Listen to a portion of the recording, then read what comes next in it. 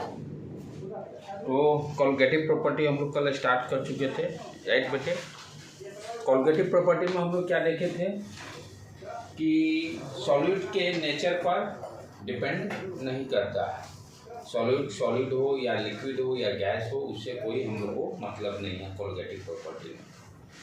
तो कॉलगेटिव प्रॉपर्टी में बेसिकली हम लोग क्या देखें कि किस पर डिपेंड करता है, एक रेशियो पर डिपेंड करता है। वो रेशियो क्या है, number of moles of solute divided by number of moles of solvent. Number of moles of solute divided by number of moles of solvent, sorry. और उसके बाद हम लोग क्या देखें कि कॉलगेटिव प्रॉपर्टी को 4 टाइप्स। पहला relative lowering vapour pressure, right. इसमें हम लोग क्या देखे थे, del P upon P not 1 for solvent consider किए थे। बेसिक इसमें कॉन्सेप्ट क्या था, कोई मान लो सॉल्वेंट है, इसका वेपर प्रेशर पी नॉट 1 है। वेपर प्रेशर तभी क्रिएट होगा जब इसका ढक्कन बंद होगा हीट करने पर। Pure solvent, pure solvent. जब इसमें कोई सॉल्यूट हम लोग डालते हैं, जब कोई इसमें सॉल्यूट डालेंगे तो क्या होगा, वेपर प्रेशर रिड्यूस करेगा, क्योंकि अब क्या हो गया, ये सॉल्यूशन के में इसके टॉप सरफेस पर सॉल्वेंट के भी मॉलिक्यूल रहेंगे और सॉल्यूट के भी मॉलिक्यूल रहेंगे। तो number of solvent molecules decrease करने के कारण क्या होगा, वेपर प्रेशर डिक्रीज करेगा। किसकी वेपर प्रेशर डिक्रीज करने की बात कर रहे हैं, सॉल्वेंट की। ये ध्यान देने की बात है। ये जो डेल पी जो हम लोग लिखते हैं, तो सॉल्यूशन में दोनों के कारण हो सकता है। मान लो यहाँ पर नॉन वोलेटाइल डाले तब तो सॉल्यूट वेपर प्रेशर नहीं बनाएगा। यदि वोलेटाइल सॉल्यूट डाल दे तब तो उसका भी तो वेपर प्रेशर रहेगा।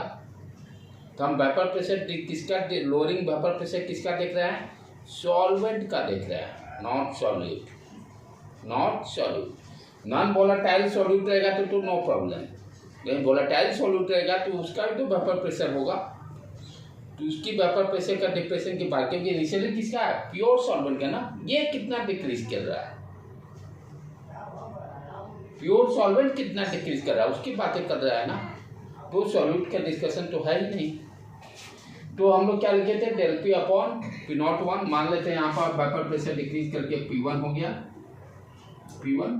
तो डेल पी कितना हो गया, P not 1 minus P1 divided by P not 1।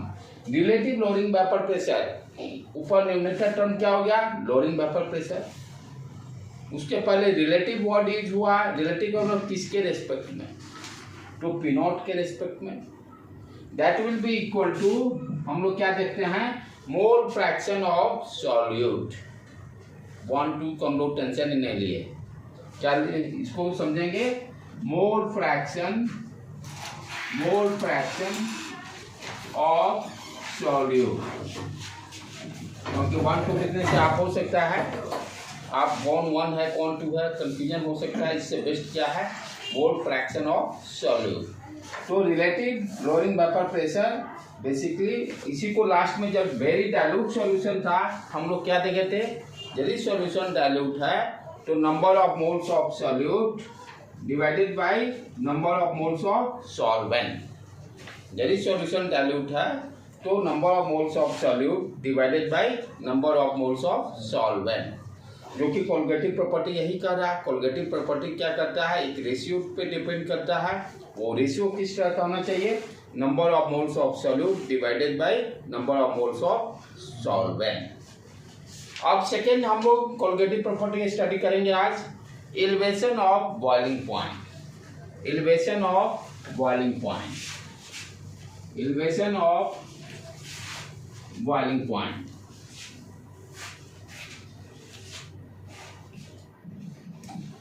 Elevation of boiling point. यहाँ पर हम क्या देख रहे हैं, by name it is clear, elevation means boiling point increase करेगा, बॉइलिंग पॉइंट इंक्रीज करेगा, राइट। तो हो क्या रहा है इसको समझना जरूरी है, क्यों इंक्रीज करेगा। पिछले लेक्चर में हम लोग देखे, कल के लेक्चर में लोअरिंग वेपर यानी लोअरिंग वेपर प्रेशर क्यों हुआ। खाली रटने से तो काम होगा नहीं, समझना भी पड़ेगा। उसी तरह से यहाँ भी बॉइलिंग पॉइंट क्यों इंक्रीज करेगा सॉल्वेंट का सोल्यूट मिलाने के बाद, क्यों इंक्रीज करेगा। जैसे मान लीजिए फॉर एग्जाम्पल ये प्योर सॉल्वेंट लेते हैं, प्योर सॉल्वेंट, ठीक है। अब इसको हम लोग हीट किए। प्योर सॉल्वेंट का मतलब सिर्फ उसी का पार्टिकल से, जैसे वाटर फॉर एग्जाम्पल ले लें, वाटर को हीट कर रहे हैं, ठीक है। तो यहाँ पर कॉन्सेप्ट क्या है, बहुत अच्छी कॉन्सेप्ट है। और बेसिक कॉन्सेप्ट क्या है कि कोई भी लिक्विड बॉयल कब करेगा, कोई भी लिक्विड बॉयल करने के लिए कंडीशन क्या होना चाहिए, किस टेम्परेचर पे वो बॉयल करेगा, पहले तो ये सोचना होगा। कोई भी लिक्विड हो, कोई भी एनी लिक्विड, जैसे पानी आप गर्म करते हो, चाय गर्म करते हो, तो बॉयल किस कंडीशन पे करना स्टार्ट करेगा, वो टेम्परेचर क्या होगा, व्हाट इज द कंडीशन, कि वो मेजर करेंगे भाई कि ये कंडीशन सेटिस्फाई करेगा तो बॉयल करना स्टार्ट करेगा। कॉमन हमेशा देखते भी हैं हम लोग, पानी रखें, दूध रखें, सब खोलते हैं, तो क्यों खोलते हैं कि क्या कंडीशन है उसको बॉयल होने का। कंडीशन क्या है कि कोई भी लिक्विड है, कोई भी लिक्विड है, इसका वेपर प्रेशर, लिक्विड का वेपर प्रेशर बार बार बोलने की जरूरत नहीं, यू अंडरस्टैंड। वेपर प्रेशर करेंगे मतलब क्लोज कंटेनर होगा तभी बात होगी। यदि प्योर सॉल्वेंट है तो इसका वेपर प्रेशर जो होगा प्योर सॉल्वेंट का वेपर प्रेशर जब एटमॉस्फेयर के वेपर प्रेशर के बराबर होगा, यानी ऊपर से क्या है, एटमॉस्फेयर का तो प्रेशर लग रहा है, और अंदर में क्या है, लिक्विड का वेपर प्रेशर। तो कोई भी लिक्विड बॉयल करने के लिए कंडीशन क्या होना चाहिए कि vapour pressure of liquid equal to atmospheric pressure. Generally 1 atmosphere हम लोग लेते हैं, इक्वल टू एटमॉस्फेरिक प्रेशर।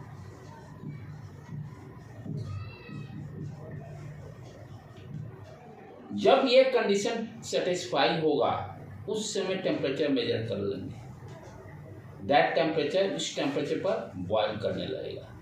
क्या हो रहा है, इनिशियली क्या है, जब हीट जैसे जैसे देंगे तो क्या होगा, वेपर प्रेशर इंक्रीज करेगा लिक्विड का। जैसे जैसे हीट देंगे प्योर सॉल्वेंट को, टेम्परेचर कैसे इंक्रीज करेगा, हीट देने से इंक्रीज करेगा, क्योंकि हम लोग क्या जानते हैं, हीट का ट्रांसफर हाई टेम्परेचर से लो टेम्परेचर की तरफ होता है। जब तक टेम्परेचर डिफरेंस नहीं होगा तब तक हीट का ट्रांसफर नहीं हो सकता। जब टेम्परेचर हम लोग बढ़ाना चालू करेंगे, इट मीन्स वो कैसे बढ़ेगा, हीट देने से बढ़ेगा। तो हीट जब देंगे तो क्या होगा, ये लिक्विड पार्टिकल का वेपर प्रेशर इंक्रीज करेगा। और कब बॉयल कराना है तो कब तक इंक्रीज है, जब इसका वेपर प्रेशर 1 एटमॉस्फेयर हो जाएगा तो लिक्विड बॉयल करने लगेगा, और उस टेम्परेचर, उस समय थर्मामीटर डालकर हम टेम्परेचर को मेजर कर लेंगे। वो टेम्परेचर जो देगा वो बॉइलिंग पॉइंट टेम्परेचर होगा। ठीक है, समझ में आया कैसे बॉइलिंग पॉइंट, कोई भी लिक्विड का बॉइलिंग पॉइंट कैसे डिफाइन करेंगे, राइट। अब आ जाए अपने काम पर, मतलब पहले तो हम लोग समझे बॉइलिंग पॉइंट कैसे निकालते हैं। कोई भी लिक्विड है, यानी ये condition, this condition is very very important, ये दिमाग में सेट रहना जरूरी है। एनी लिक्विड बॉयल करने के लिए कंडीशन क्या होना चाहिए भाई, लिक्विड का वेपर प्रेशर एटमॉस्फेरिक प्रेशर के बराबर होगा तभी बॉयल करेगा। ठीक, अब तो ये तो प्योर सॉल्वेंट हो गया, प्योर सॉल्वेंट का। ठीक है, मान लेते हैं टेम्परेचर T0 पर ये बॉयल करना स्टार्ट कर दिया, T0 ठीक है, T0 पर बॉयल करना स्टार्ट कर दिया। अब क्या कर रहे हैं कि इस सॉल्वेंट में, प्योर सॉल्वेंट में व्हाट यू आर डूइंग, हम लोग सॉल्यूट ऐड कर दिए, सॉल्यूट को ऐड कर दिए। तब क्या होगा, सॉल्यूट को ऐड करते ही वेपर प्रेशर लिक्विड का सॉल्यूशन का डिक्रीज हो जाएगा।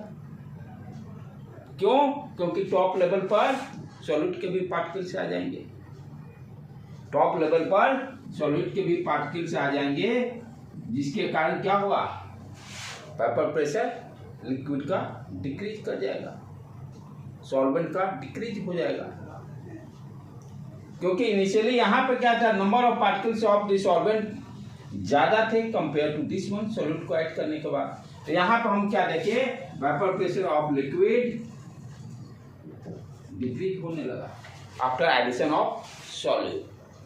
तो अब ध्यान से समझने की बात है कि जब वेपर प्रेशर लिक्विड का डिक्रीज किया तो अब ज्यादा हीट देना पड़ेगा ना 1 एटमॉस्फेयर पहुंचने के लिए। मान लीजिए फॉर एग्जांपल यहाँ पर 0.2 एटमॉस्फेयर था प्योर सॉल्वेंट, राइट। तो हीट दिए 0.2 से हमको 1 एटमॉस्फेयर लेके आना था, और उस ड्यूरेशन में जो टेम्परेचर 1 एटमॉस्फेयर जब आ गया तो उसने टेम्परेचर मेजर कर लिए। अब क्या होगा, सॉल्यूट जब इसमें ऐड करते हैं तो मेरा क्या होगा, मान लीजिए 0.02 वेपर प्रेशर हो गया, रिड्यूस हो गया, और 0.002 को 1 एटमॉस्फेयर तक ले जाना है तो क्या होगा, टेम्परेचर हीट ज़्यादा देना पड़ेगा। ज़्यादा हीट देने के बाद टेम्परेचर भी इंक्रीज करेगा, इसीलिए नाम क्या देगा, एलिवेशन। अब क्या हो गया, लिक्विड का टेम्परेचर इंक्रीज कर गया। तो इस समय जो टेम्परेचर मेजर किए, मान लेते हैं टीबी। समझ में आ रहा है टेम्परेचर कैसे इंक्रीज कर रहा है, that is your pure solvent. जैसे ही सॉल्यूट डालेंगे तो क्या होगा, vapour pressure of liquid decrease. Vapour pressure जैसे एग्जांपल ले लिया, प्योर सॉल्वेंट का 0.2 एटमॉस्फेयर है, इसका मान लीजिए 0.002 एटमॉस्फेयर हो गया। अब क्या हो गया, हमको 1 एटमॉस्फेयर तक ले जाना है तो ज्यादा हीट देना पड़ेगा। नीचे ये पहले ये था, अब और डिक्रीज हो गया, अब इसको इस लेवल तक लेके आना है 1 एटमॉस्फेयर, तो अब ज्यादा हीट देना पड़ेगा 1 एटमॉस्फेयर तक पहुंचने के लिए। तो इसीलिए क्या हो गया, इनिशियली टेम्परेचर जो था प्योर सॉल्वेंट से नाउ इंक्रीज।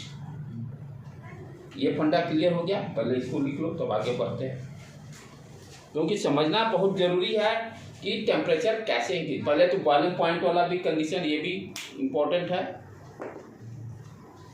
कॉन्सेप्ट क्लियर रहेगा तभी तो प्रॉब्लम सॉल्व होगा। चाहे नेट में लॉजिकल जो क्वेश्चन देते हैं इसी बेस पे देंगे, ऑब्जेक्टिव में डाल लगा कि नंबर ऑफ पार्टिकल्स इंक्रीज कर रहे हैं, क्या है, क्यों टेम्परेचर इंक्रीज कर रहे, what is the condition for boiling the liquid.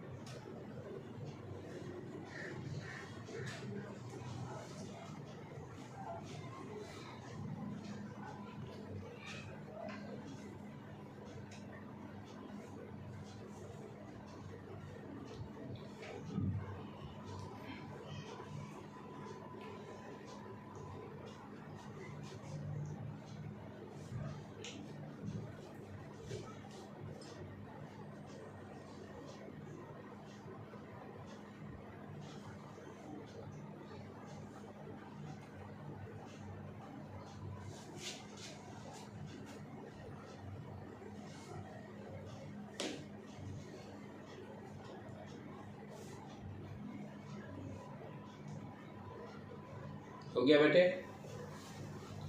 तो इसको नोट डाल के इसको जरूर लिख लीजिए, condition for the boiling any liquid, vapour pressure of the liquid equal to atmospheric pressure, equal to atmospheric pressure.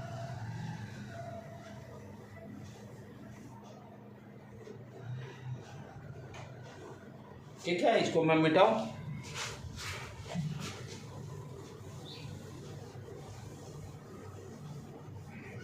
अब ये भी समझ में आया गया भाई, एलिवेशन टेम्परेचर इंक्रीज कर रहा है, एलिवेशन का मतलब यहाँ पर क्या होगा, क्यों इंक्रीज कर रहा है। अब मान लेते हैं डेल टीबी जो टेम्परेचर इंक्रीज किया, डेल टी, इसको डेल टीबी लिख दिया, इक्वल टू क्या हो गया, high temperature TB minus T0 B, TB minus T0 B. ठीक है। अब जिस तरह से यहाँ पर क्या देखा गया, वहाँ पर हम लोग क्या देखे थे कि डेल पी जो था, del P upon P not one हम लोग क्या देखे थे, mole fraction of solute, mole fraction of solute. वहाँ पर यही की पॉइंट है लोअरिंग वेपर प्रेशर में। यहाँ पर क्या है कि पॉइंट एक्सपेरिमेंटली क्या देखा गया, जो टेम्परेचर इंक्रीज कर रहा है वो किसके प्रोपोर्शनल है, del T B is directly proportional to molality of the solution, molality of the solution, molality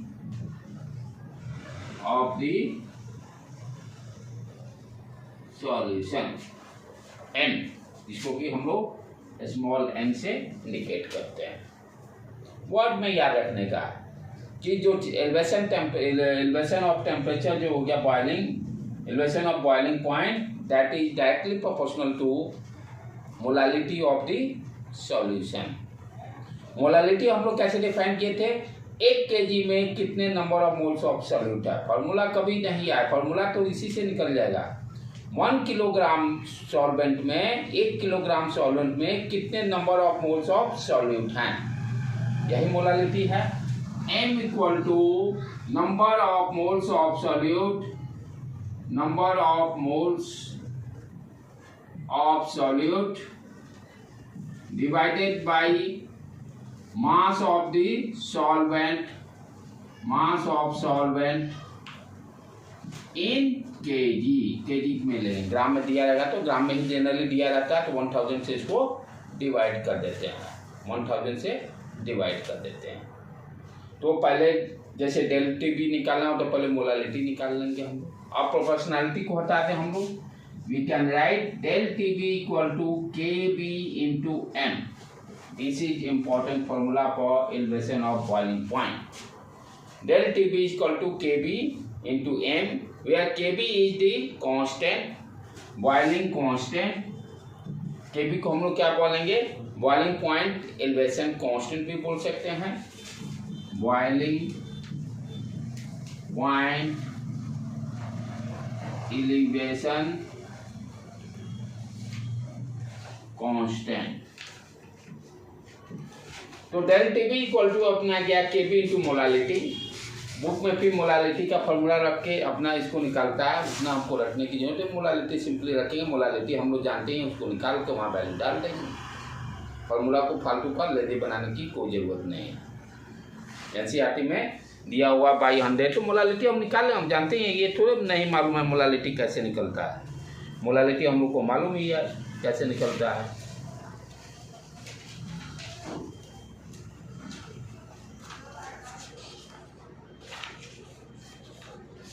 जैसे बुक्स में इतना ये लंबा 1000 ये सब करने की कोई मोलालिटी निकाल लेंगे, मोलालिटी हम लोग जानते ही है, राइट बेटे।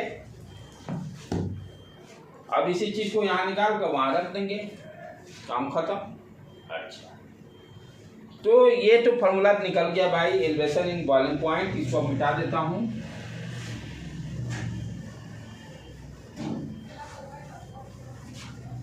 Del T B equal to K B into M. M क्या हो गया, मोलालिटी ऑफ द सॉल्यूशन। अब इसका थोड़ा सा ग्राफिकली भी हम लोग एनालिसिस करें।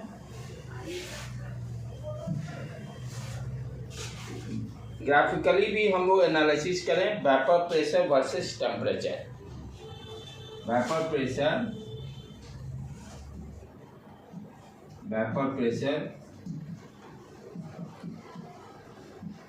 वर्सेस टेम्परेचर, टेम्परेचर को केल्विन में, ठीक है। आपने क्या देखा, कोई भी लिक्विड बॉयल कब करता है, जब वेपर प्रेशर 1 एटमॉस्फेयर होगा, 1 बॉडी। उसको भी एक लाइन में क्या देखे, vapour pressure of liquid equal to atmospheric pressure. इस चीज को हम लोग ऐसे भी बोल सकते हैं, कोई भी लिक्विड कब बॉयल करेगा, जब उसका वेपर प्रेशर 1 एटमॉस्फेयर के बराबर हो जाए। ये हम लोग यहाँ पर डॉटेड लाइन से शो कर दिए, इसको लिख दिए 1 एटमॉस्फेयर। अब मान लीजिए प्योर सॉल्वेंट जो है, ठीक है, इसका वेपर प्रेशर जो भी हो, व्हाटएवर द वैल्यू, हीट दे रहे हैं, हीट दे रहे हैं, क्या होगा, वेपर प्रेशर इंक्रीज करेगा, वेपर प्रेशर इंक्रीज करेगा। अच्छा, बॉयल कब करेगा, जब ये कर्व 1 एटमॉस्फेयर के नजदीक पहुंच जाएगा, टच करेगा। एट दैट पॉइंट इसके कॉरस्पॉन्डिंग जो टेम्परेचर होगा इस एक्स एक्सिस पर, वो क्या दे देगा, TB0। देखो बेटे कैसे ग्राफ आ रहा है, प्योर सॉल्वेंट है, हमें क्या मालूम है, कोई भी लिक्विड कब बॉयल करता है, 1 एटमॉस्फेयर पे बॉयल करेगा। हीट दिए, वेपर प्रेशर इंक्रीज कर रहा, करते गया करते गया करते गया करते गया, जब 1 एटमॉस्फेयर पहुंचा तो इस पर बॉयल करना स्टार्ट। इसके कॉरस्पॉन्डिंग जो टेम्परेचर एक्स एक्सिस वाला क्या कहलाएगा, ये बॉइलिंग पॉइंट। ठीक है, अब क्या किए, इसमें सॉल्यूट ऐड कर दिए, सॉल्यूट ऐड कर दिए, वेपर प्रेशर डिक्रीज कर गया, यानी अब जो सॉल्वेंट का वेपर प्रेशर यानी इसके कर्व के नीचे ही आएगा, इस कर्व के नीचे आएगा, क्योंकि वेपर प्रेशर रिड्यूस हो गया, तो ये नीचे ड्रॉ कर दिए। अब सॉल्यूशन को जो हीट करने लगे, वेपर प्रेशर इंक्रीज करने लगा। अब ये सॉल्यूशन कब बॉयल करेगा, जब इसका वेपर प्रेशर 1 एटमॉस्फेयर पहुंच जाएगा। तो यहाँ पर भी सॉल्यूशन में सॉल्वेंट का हम देख रहे हैं, सॉल्यूट के भाई ऐड करने पर क्या हो गया, सॉल्वेंट का वेपर प्रेशर डिक्रीज कर गया। तो हम इसके कॉरस्पॉन्डिंग जो टेम्परेचर होगा वो क्या कहलाएगा, TB1, TB जिसको हम लोग बोले थे बॉइलिंग पॉइंट। अब ये देखिए क्या देख रहे हैं, टेम्परेचर इंक्रीज किया, टेम्परेचर इंक्रीज किया सॉल्यूशन का, यही जो डिफरेंस है, यही तो डेल TB है। चलो अब इसको ड्रॉ कर लो, किसका, इससे ऊपर नहीं, बॉयल करने से क्या है, कोई भी लिक्विड कब बॉयल करेगा, जब प्रेशर 1 एटमॉस्फेयर आ जाएगा, और उसके बाद बढ़ाते रहो, पानी उल्टे जाएगा, पानी उल्टे चला जाएगा। ठीक है, और पानी जैसे होता है ना, चाय मान लो ज्यादा देर खोल रहा है, क्या होता है, चाय जल जाता है, सारा लिक्विड उड़ गया वेपर में, सारा लिक्विड उड़ गया वेपर में। तो प्रैक्टिकली ग्राफ के थ्रू भी हम देख रहे हैं कि भाई कैसे बढ़ रहा है।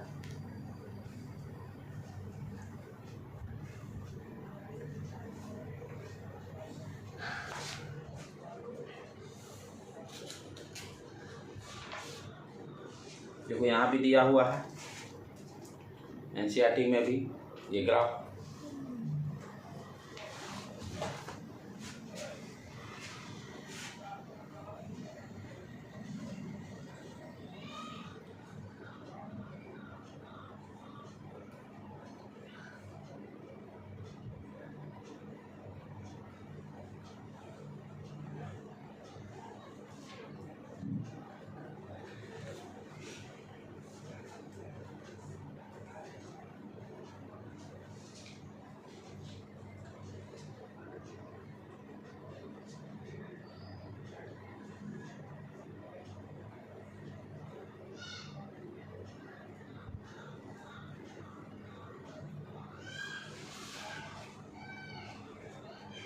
ठीक है, क्लियर है। अब चलें इस पर फोटो, मेरा फॉर्मूला क्या आ गया, del TB equal to KB into molality of the solution. यही फॉर्मूला दिमाग में सेट रखना है। अब इस पर प्रॉब्लम प्रैक्टिस करें हम लोग।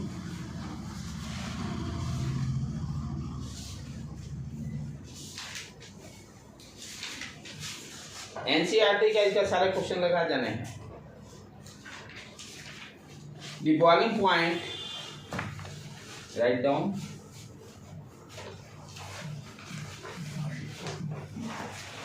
boiling point of benzene, boiling point of benzene C6H6, benzene is 353.23 353.23 Kelvin. The boiling point of the benzene C6H6 is 353.23 Kelvin when 1.80 gram of non-volatile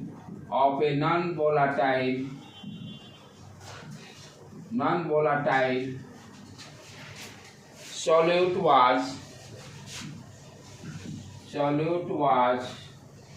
dissolved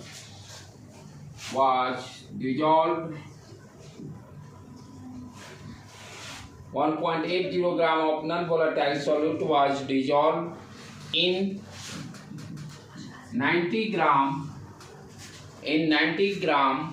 of benzene 90 gram of benzene. The boiling point is raised. The boiling point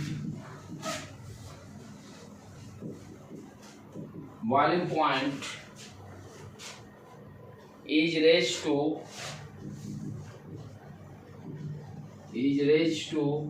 354.11 Kelvin. 354.11 Kelvin. Calculate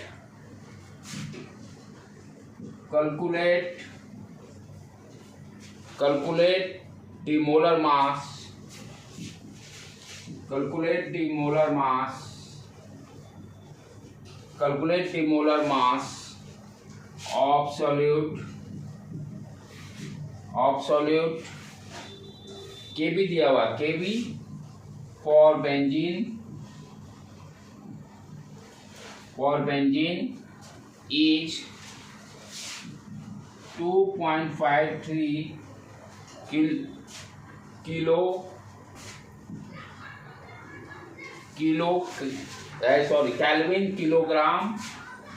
Kelvin kilogram per mole. The boiling point of benzene is 353.23 Kelvin when 1.80 gram of non-volatile solute was dissolved in 90 gram of benzene. Boiling point is raised to 354.11. Calculate the molar mass of the solute. क्या है question दिया हुआ है, solvent यहाँ पे क्या है, benzene. ठीक है, कितना बेंजीन है, 90 ग्राम. तो सॉल्वेंट मेरा क्या है, बेंजीन. पहले तो सॉल्वेंट में कंफ्यूजन नहीं रहना चाहिए. C6H6. इसका मास कितना दिया हुआ है, 90 ग्राम, यानी सॉल्वेंट का मास 90 ग्राम दिया हुआ है. क्या किया गया, इसमें सॉल्यूट ऐड कर दिया गया, कितना, 1.80 ग्राम. सॉल्यूट ऐड करने के कारण क्या हो गया, टेम्परेचर बढ़ गया. इनिशियल टेम्परेचर कितना था, 353.23 केल्विन.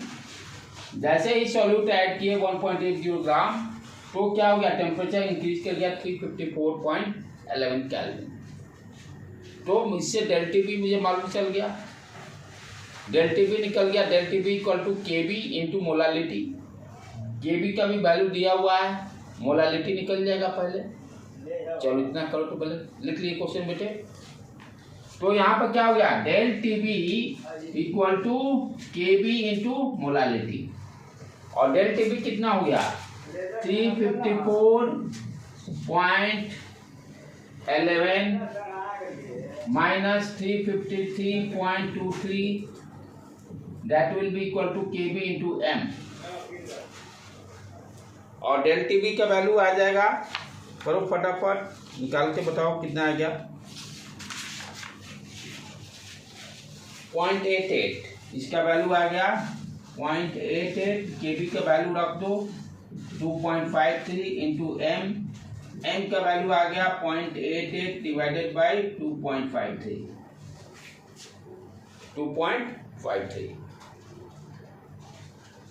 अब निकालना क्या है हमें, molar mass of solute. Molality का फॉर्मूला यूज कर लें, number of moles of solute divided by mass of the solvent in 1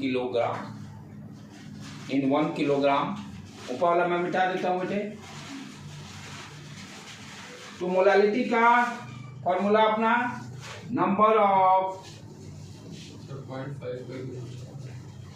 किसका? इसका आंसर एक मिनट देखने में भी कितना है? 0.5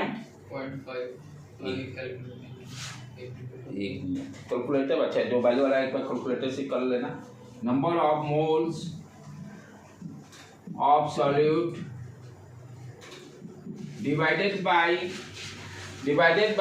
मास of the solvent in kilogram. Mass of solvent कितना है? 90 ग्राम। तो 90 को क्या करेंगे? 1000 से डिवाइड कर देंगे। और इसका वैल्यू ये कितना है? 0.88 डिवाइडेड बाय 2.53, इधर लिख देंगे 0.88 डिवाइडेड बाय 2.53। ठीक, तो यहां से तो number of moles of solute निकल गया बेटे। अब लेकिन निकालना क्या है? Molar mass. मोलर मास, मोल क्या हो गया? Mass of given mass of the solute divided by molar mass. Given mass कितना दिया हुआ है? कितना ऐड किया है? 1.80। तो गिवन मास कितना हो गया? 1.80 डिवाइडेड बाय मान लेते हैं m, मोलर मास। इसको उधर भेज देते मल्टीप्लाई में सारे को। 2.53 इंटू 90/1000। m का वैल्यू निकल जाएगा, मोलर मास। उसको उधर भेज, सारे को अब इधर लेके आ जाओ। 1.80 इंटू 2.53 डिवाइडेड बाय 0.88 और इधर गया ऊपर 1000। देख लेना एक बार कैलकुलेशन बेटे, ठीक है। नीचे डिनोमिनेटर वाले को इधर से आगे लेके आ गया 1.80 2.53 1000 और इसको उधर भेज के ये दोनों टर्म को नीचे आ गया। देखो तो कैलकुलेटर डाल के वैल्यू कितना आ रहा है, यूज करो तो कौन सा कैलकुलेटर? 517 1000 नहीं किया।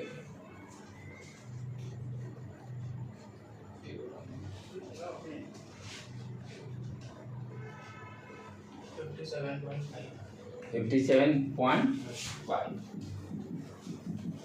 moles। 57.5 moles। रोटेशनल ठीक है। हाँ, ये 0.88 है। कितना है? 1.80 into 2.53 into 1000 divided by 0.88 into 90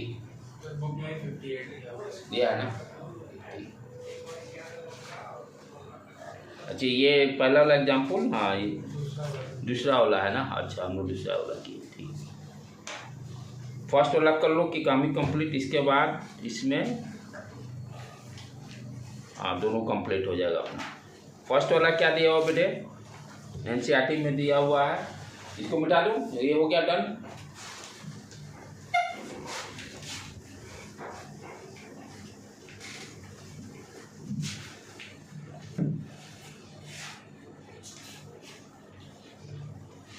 first क्या दिया हुआ है? 18 gram of glucose 18 gram of glucose C6H12O C6H12O6 glucose का फॉर्मूला दे दिया है, chemical formula. is dissolved in 1 kilogram of water, in 1 kilogram of water in सस्पेन, किसी सस्पेन में, बर्तन में, पॉट में, इन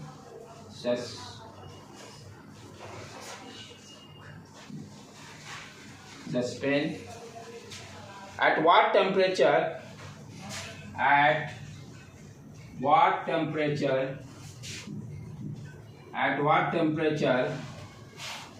will water boil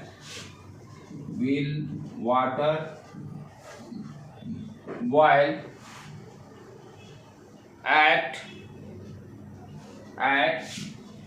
1.013 bar kb of water दिया हुआ है, kb दिया हुआ है, kb for water that will be equal to 0.52 Kelvin kilogram पर मोल। क्या दिया? 18 gram of glucose is dissolve, यानी ग्लूकोज यहाँ सॉल्यूट हो गया, ठीक है, is dissolve in 1 kilogram of water. ये ले लीजिए पहले 1 किलोग्राम वाटर। अब इसमें क्या किए? सॉल्यूट ग्लूकोज ऐड कर दिए। कितना ऐड किए ग्लूकोज? 18 ग्राम, ठीक।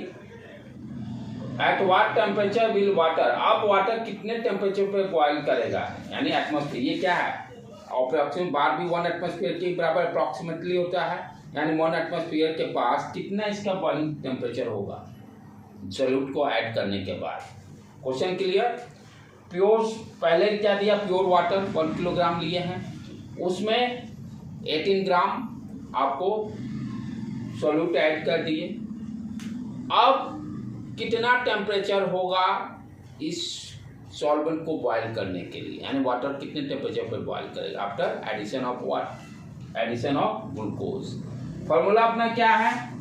Del TB equal to KB into molality, KB into molality, ठीक है। तो यहाँ पर पहले तो केबी भी दिया हुआ, मोलालिटी निकाल लेते हैं। मोलालिटी हम लोग निकाल लेते हैं। मोलालिटी कितना हो जाएगा? m equal to number of moles of glucose. पहले तो number of moles of glucose निकाल लीजिए। 18 डिवाइडेड बाई 180 हो जाता है ना बेटे, ठीक है। तो ये कट के 1/10 आ गया। Number of moles of glucose निकल गया, न्यूमरेटर में आ गया अपना 1/10 divided by mass of water in kilogram. तो 1 किलोग्राम दिया हुआ, कोई दिक्कत ही नहीं, यानी मोलालिटी कितना आ गया? 1/10। मोलालिटी कितना आ गया? 1/10, ठीक है। अब क्या करेंगे, इसको यहाँ वैल्यू को रखते हैं। डेल टीबी इक्वल टू केबी दिया हुआ 0.25 डिवाइडेड बाई 10, ये आ जाएगा 0.052। क्लियर? अब डेल टीबी को हम क्या लिख सकते हैं? टीबी माइनस टेम्परेचर इंक्रीज करता है minus T not be 0.052। Pure water है तो इसका बॉइलिंग पॉइंट कितना? 100 डिग्री सी कितना लिया है?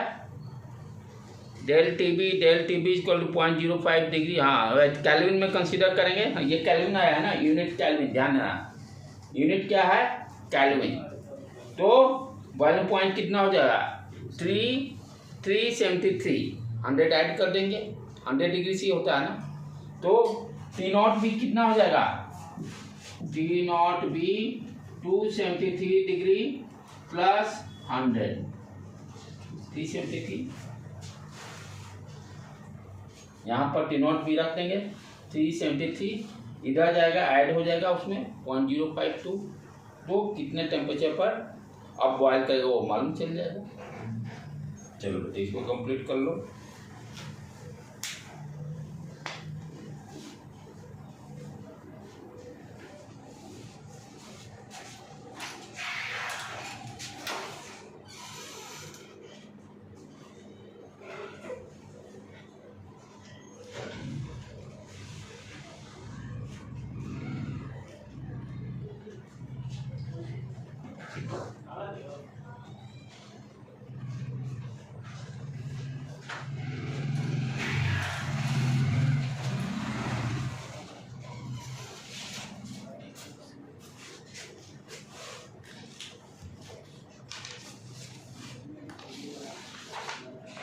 हो गया?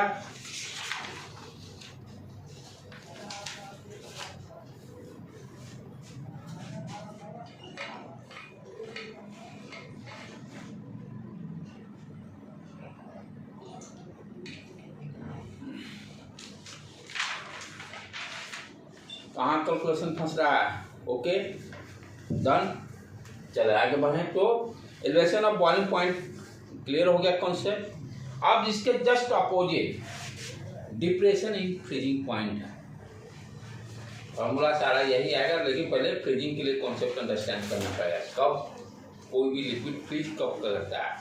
बॉयल कंडीशन, बॉयल करने के लिए हम लोग क्या देखें, कोई भी लिक्विड बॉयल करने के लिए उसका वेपर प्रेशर 1 एटमॉस्फेयर होना चाहिए। उसी तरह से यहाँ भी पहले समझेंगे कि फ्रीज कब करेगा, what is the condition for freezing. Next heading, तीसरा अपना colligative property,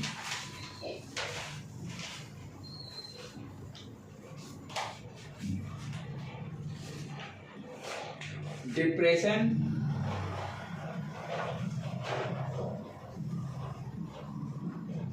of freezing point.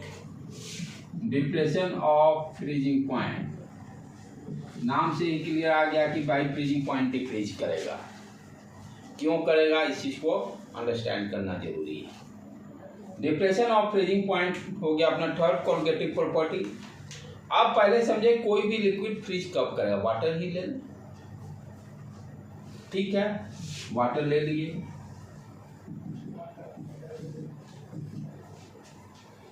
तो फ्रीज करने के लिए क्या करना पड़ेगा, इसका टेम्परेचर को डिक्रीज करना पड़ेगा। टेम्परेचर डिक्रीज होने का मतलब क्या होगा, वेपर प्रेशर डिक्रीज। क्या होगा, इसको हमको फ्रीज करना है तो टेम्परेचर को डिक्रीज करना पड़ेगा। टेम्परेचर डिक्रीज करने का मतलब क्या हो गया, वेपर प्रेशर। टेम्परेचर इंक्रीज करते हैं तो वेपर प्रेशर बढ़ता है, यानी ज्यादा हीट देते हैं। अब क्या है, इसको टेम्परेचर को घटाना है, ठीक है, तो क्या करना पड़ेगा, टेम्परेचर को घटाएंगे तो वेपर प्रेशर रिड्यूस होगा। तो व्हाट यू आर डूइंग, आप क्या कर रहे हो कि ये जो प्योर लिक्विड है इसको फ्रीजिंग करना, तो क्या करना पड़ेगा, इसका वेपर प्रेशर को हमको रिड्यूस करना पड़ेगा। वेपर प्रेशर रिड्यूस करेंगे तो टेम्परेचर भी डिक्रीज होने लगेगा। वेपर प्रेशर पहले क्या था, जो भी है, ठीक है, लिक्विड का वेपर प्रेशर है। अब हमको फ्रीज करना है, ठीक है, तो फ्रीज करना होगा तो क्या करना पड़ेगा, वेपर प्रेशर को रिड्यूस करेंगे। वेपर प्रेशर रिड्यूस करने का मतलब टेम्परेचर रिड्यूस होगा, ठीक है। कब तक रिड्यूस करेंगे, अब ये क्वेश्चन आया, कब तक बॉइलिंग करेंगे, जब 1 एटमॉस्फेयर हो जाएगा। कब तक इसको फ्रीज करेंगे, व्हाट इज द कंडीशन। तो फ्रीज करने के लिए कंडीशन क्या है कि लिक्विड फेज में जो वेपर प्रेशर होगा, लिक्विड फेज का वेपर प्रेशर और इन liquid phase vapour pressure in liquid phase and liquid phase में जब तक है उस समय जो वेपर प्रेशर किसके बराबर होना चाहिए, जब वो लिक्विड सॉलिड स्टेट में आ जाए। जैसे पानी है, वेपर प्रेशर रिड्यूस किए, तो वेपर प्रेशर रिड्यूस करने के कारण क्या हुआ, टेम्परेचर डिक्रीज किया। एक ऐसा टाइम आएगा कि इस लिक्विड का वेपर प्रेशर जब आइस के वेपर प्रेशर के बराबर हो जाए। आइस के लिक्विड का वो सॉलिड फॉर्म हो गया ना, तो उस समय जो टेम्परेचर होगा, that temperature is called freezing temperature.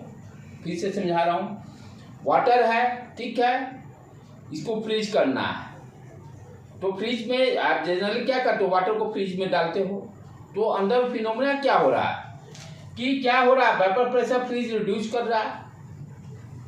Vapour pressure reduce होने के कारण क्या हो गया, टेम्परेचर गिरा, ठीक है। कब तक गिरेगा, जब तक इस लिक्विड का वेपर प्रेशर इसी लिक्विड का सॉलिड फेज में, यानी आइस के फेज में, जब आइस के फॉर्म रहेगा तो उस समय जो उसका वेपर प्रेशर होगा, ये दोनों जब बराबर रहेंगे उस समय फ्रीजिंग स्टार्ट हो जाएगा। उस समय फ्रीजिंग स्टार्ट हो, यानी स्टेट चेंज। फ्रीज करने का मतलब क्या होता है, स्टेट चेंज, लिक्विड से सॉलिड फॉर्म। फ्रीजिंग में होता क्या है, लिक्विड से सॉलिड फॉर्म। जिस समय स्टेट चेंज हो रहा है उस समय क्या हो रहा है, लिक्विड का वेपर प्रेशर और आइस का वेपर प्रेशर दोनों बराबर है। और उस समय आप टेम्परेचर मेजर कर लीजिए। वो टेम्परेचर क्या देगा? फ्रीजिंग टेम्परेचर देगा। जैसे वाटर के लिए 0 डिग्री सी होता है। तो क्या हुआ, वाटर है उसका वेपर प्रेशर रिड्यूस किए, ठीक है, रिड्यूस किए करते गए। जब इसका वेपर प्रेशर आइस के यानी लिक्विड से सॉलिड फेज में जब चेंज हो रहा है, उस समय जो आइस फॉर्म में जो वेपर प्रेशर रहेगा और लिक्विड का वेपर प्रेशर दोनों जब बराबर रहेंगे, तो उस समय क्या वो टेम्परेचर जो मेजर करेंगे वो 0 डिग्री सी शो करेगा। तो कोई भी लिक्विड है, किसी भी लिक्विड को फ्रीज कब करना है? जब उसका वेपर प्रेशर उसी लिक्विड का जो सॉलिड फेज होगा, दोनों का जब वेपर प्रेशर इक्वल होंगे सॉलिड फेज में और लिक्विड फेज में, तो उस पॉइंट पर वो लिक्विड फ्रीजिंग पॉइंट उसका डिफाइंड होगा। तो फ्रीजिंग पॉइंट के लिए कंडीशन क्या हो गया? Freezing point of freezing vapour pressure in liquid phase equal to vapour pressure in solid phase. दोनों जब बराबर होंगे तभी आपका फ्रीजिंग स्टार्ट होगा। दैट टेम्परेचर उससे थर्मामीटर डाल के मेजर कर लेंगे। इसमें थर्मामीटर डाला हुआ है। तो जैसे जैसे इसका हम प्रेशर को रिड्यूस करेंगे, टेम्परेचर पहले डिक्रीज किया, ठीक है। जब इसका वेपर प्रेशर इस लिक्विड का आइस जो रहेगा आइस के वेपर प्रेशर के बराबर हो जाएगा, दैट टेम्परेचर जो मेजर करेगा टेम्परेचर वो फ्रीजिंग हो जाएगा। ठीक है बेटे। तो यहाँ पर कंडीशन क्या आ गया कि फ्रीजिंग के लिए कि लिक्विड फेज में जो वेपर प्रेशर लिक्विड फेज में जो होगा that will be equal to vapour pressure in solid phase of same liquid. अलग अलग कहाँ से? उसी लिक्विड का सॉलिड फेज, उसी लिक्विड का सॉलिड फेज।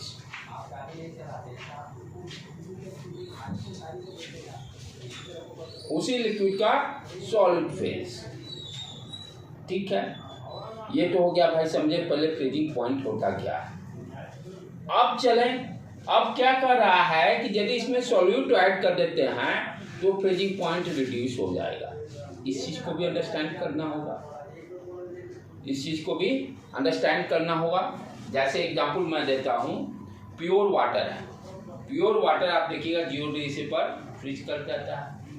समुद्र का पानी, सी वाटर, 0 डिग्री सी पे ऊपर से आपको बर्फ दिखाई देगा, अंडर एक्वेटिक अंदर में सब पानी रहेगा। तो सी वाटर में हो क्या रहा? आपका प्योर वाटर प्लस सॉल्ट दोनों है।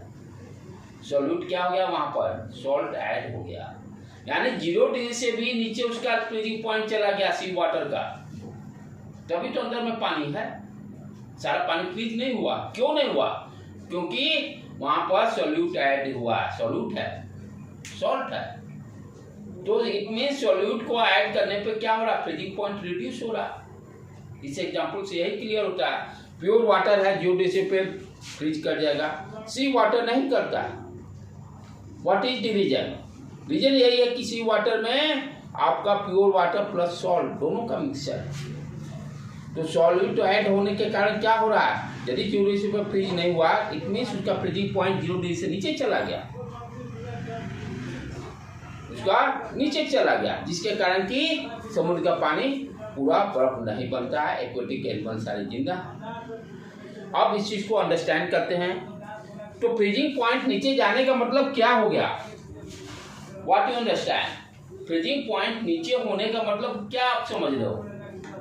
कि जैसे ही सॉल्यूट हम डाल रहे हैं, तो ये तो एक बेसिक फंडा हो गया कि भाई वेपर प्रेशर रिड्यूस कर गया, यानी जो सॉलिड फेज में उसका जो सॉलिड फेज होगा उसका वेपर प्रेशर और नीचे आ गया। जैसे एक एग्जांपल से मैं बताता हूँ। जैसे मान लो ये प्योर वाटर है, ठीक है। ये प्योर वाटर का ये वेपर प्रेशर जो है रैंडम ले लेता हूँ फिर आपको समझाने के लिए।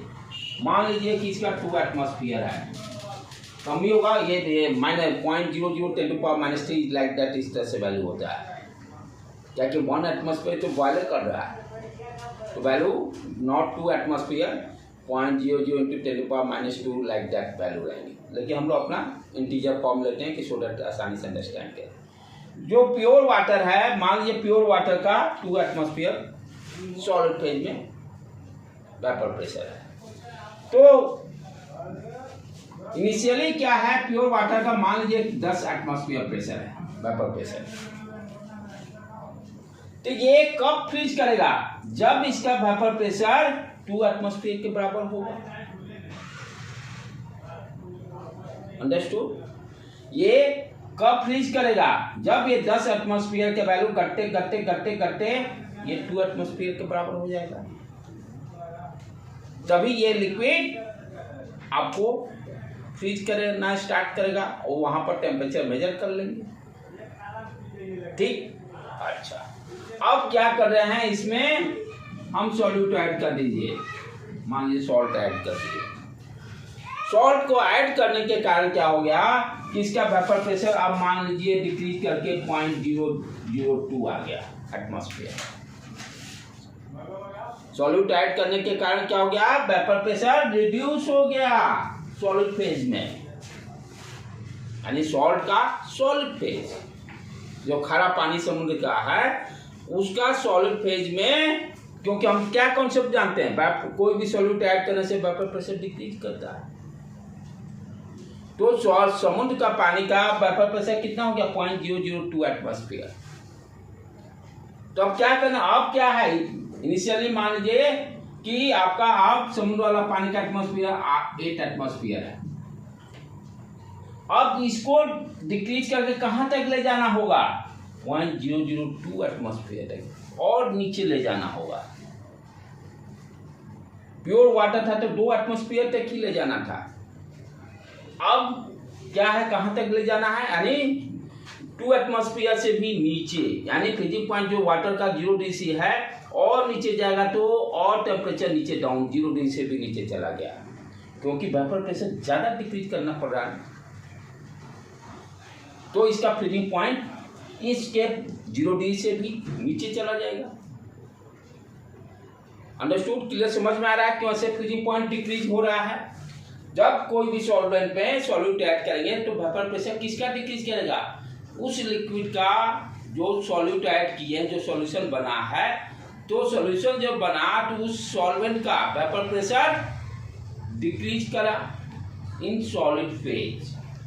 अब क्योंकि फ्रीजिंग पॉइंट वहीं से तो डिसाइड हो रहा है, जो सॉलिड उसी लिक्विड का सॉलिड फेज में जो वेपर प्रेशर होगा वहां तक पहुंचाने में जितना टेम्परेचर दिखे, यानी वहां तक वेपर प्रेशर को डिक्रीज करेंगे और जैसे उसके बराबर आएगा वहीं पर थर्मामीटर से मेजर करके फ्रीजिंग पॉइंट डिसाइड कर लेंगे, निकाल लेंगे।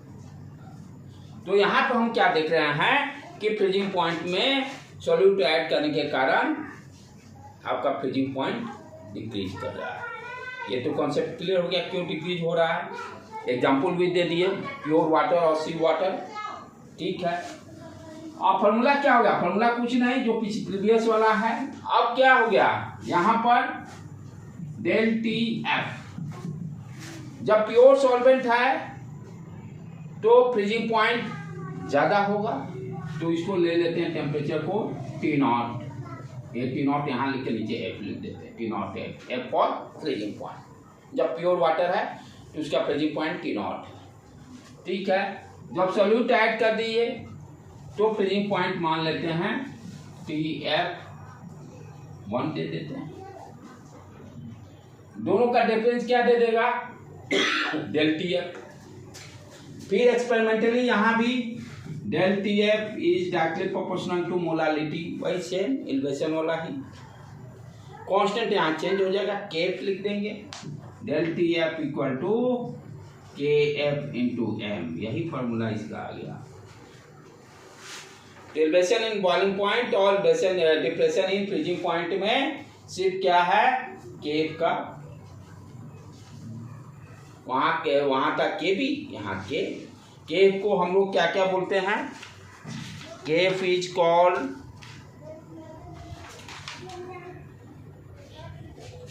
फ्रीजिंग पॉइंट डिप्रेशन कांस्टेंट, केफ का फ्रीजिंग पॉइंट डिप्रेशन कांस्टेंट और क्या बोलते हैं, मोलाल डिप्रेशन कांस्टेंट और हाँ गायोस्कोपिक, ये इस नाम जाने के गायोस्कोपिक कांस्टेंट, ये सारा एनसीईआरटी में दिया हुआ, नाम जानना चाहिए, कभी मान लीजिए नाम चेंज करके दे दिया वैल्यू। तो freezing point depression constant, molar depression constant और गायोस्कोपिक कांस्टेंट, ठीक है, तीनों सेम ही चीज है, तीनों सेम ही चीज है।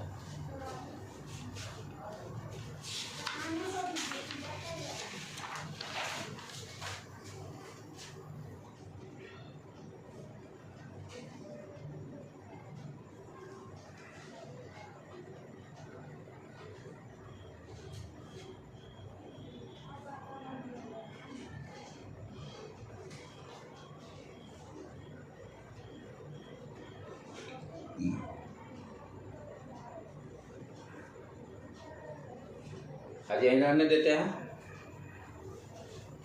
कल हम लोग देखेंगे केपी जो है सॉलिड के नेचर पे भी डिपेंड करता है, इस पर प्रॉब्लम कर लेंगे और एक ऑस्मोटिक वाला इसके बाद रह जाएगा।